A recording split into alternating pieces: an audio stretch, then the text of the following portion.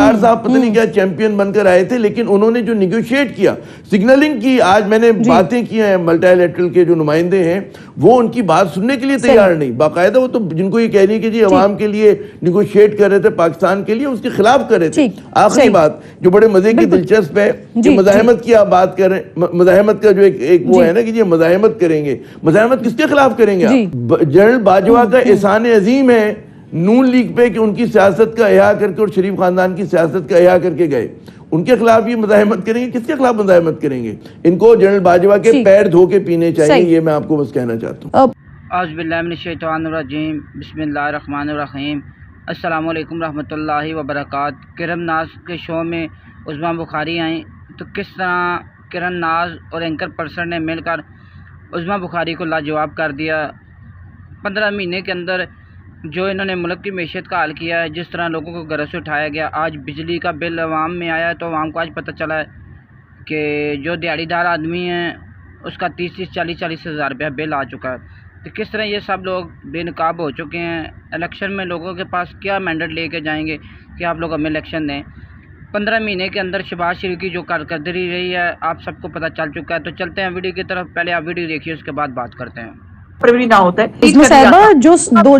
کچھ آپ لوگوں کے ساتھ 2016 میں ہوا ٹھیک ہے، اس کا امپیکٹ تو ہے، لیکن یہ پچھلے 16 مہینے بھی تو آپ ہی لوگوں کی حکومت تھی نا، بالکل ہماری تھے، لیکن پھر اس کے بعد یہ حکومت کی ناکامی تھی نا، پھر اسحاق ڈار صاحب اس کو کھینچتے رہے، پھر وہ 9th ریویو کتنی مشکل سے جا کے ہوا، تو یہ آپ ہی کی حکومت کی ناکامی ہے، اور شاید یہی وہ ریزن ہے کہ جس کی وجہ سے آپ لوگوں کو یہ والی اسٹریٹجی بنانی پڑ رہی ہے، کیونکہ سیل کرنے کے لیے اس وقت حکومت کے پاس آپ لوگوں کے پاس کچھ ہے نہیں۔ نیگوشیٹ کر رہے تھے یہ تو آپ تسلیم کریں نا عظمیٰ صاحبہ، یہ تو تسلیم کریں نا، اسحاق ڈار صاحب نہیں کر سکے تھے معاہدہ، اسی وجہ سے تو پھر شہباز صاحب کو اس میں انٹروین کرنا پڑا تھا، انہوں نے سارے معاملات فائنلائز کیے تھے، اور پھر اس کے بعد ہم یہ IMF کے پروگرام میں گئے تھے۔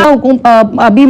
تازہ جن کا اختتام ہوا ہے، یہ حکومت آئی تو ان کا یہ پلان بھی یہی تھا، مہنگائی بھی مکانی تھی اور تبدیلی، جو ملک میں جو ایک سسٹم خراب ہو چکا تھا اس کو بھی بہتر کرنا تھا۔ لیکن یہ جو 16 مہینے میں جو کچھ ہوا ہے، جس طرح سے عوام ابھی خون کے آنسو اور 8 آنسو باقاعدہ رو رہی ہے، بجلی کے بلز جس طرح سے آ رہے ہیں، اور پھر دوسری طرف ہم وہ لوگ جو حکومت میں تھے جو یہ کہہ کر آئے تھے کہ ہم بچائیں گے اور ہم چینج لے کر آئیں گے، ان کی اگر ہم اسٹریٹجی دیکھتے ہیں تو سر پھر کیا یہی سمجھ آتا ہے نا کہ وہ جو 16 مہینے کی حکومت ہے اس میں کرنے کے لیے کچھ نہیں تھا، اسی وجہ سے جو کچھ ابھی جو اسٹریٹجی بنائی جا رہی ہے وہ اسی کو دیکھتے ہوئے بنائی جا رہی ہے۔ تو آپ کو لگتا ہے کہ ایسے حالات میں عوام اس اسٹریٹجی کو بائی کریں گے؟ پرانی آڈیوز ویڈیوز ان سے کوئی فرق پڑے گا عوام کو؟ دیکھیں جو 16 ماہ تھے اس کی تعریف کرنے کی ضرورت نہیں ہے پی ڈی ایم حکومت کی، اور ظاہر ہے کہ اس کا جو بھی سیرا جاتا ہے وہ نون لیگ کو جاتا ہے، کیونکہ معاشی محاذ کے اوپر جو ہے وہ انہی کی ٹیم لیڈرز جو تھے، مطلب اسحاق ڈار صاحب ہو گئے، اس سے پہلے مفتاح صاحب نے تو پھر بھی کچھ ایسے اقدامات کیے تھے، لیکن اسحاق ڈار صاحب نے دوبارہ گڑھے میں گرانے میں کوئی کسر نہیں چھوڑی اور گرا بھی دیا تھا،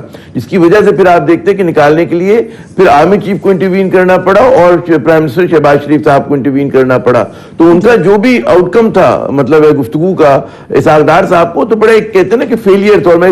کوئی مبالغہ آ رہا ہی نہیں کر رہا کہ پاکستان کی تاریخ کے ناکام ترین وزیر خزانہ ثابت ہوئے، اور انہوں کے جو بھی فیصلے تھے، جو دعوے کر کے چلے تھے، جو باتیں کر کے چلے تھے اس کے اندر۔ اچھا پھر آپ دیکھیں کہ ہمارے یہاں فکری مغالطے ہیں بہت سارے، ہمارے فکری مغالطے ہیں کہ 2013 سے 18 کا دور کوئی سنہری دور تھا۔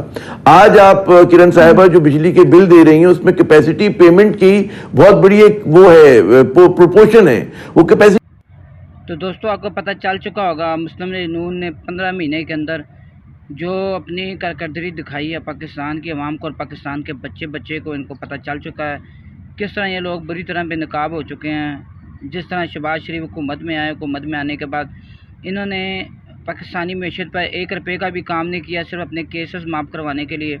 کس طرح پاکستان کے اداروں کو استعمال کیا، عدالتوں کو استعمال کیا تاکہ اپنے کیسز معاف کروائے۔ اس کے بعد یہ دوبارہ لندن واپس چلے گئے۔ پاکستانی عوام کو یہ لوگ دوبارہ بجلی کو بلوں میں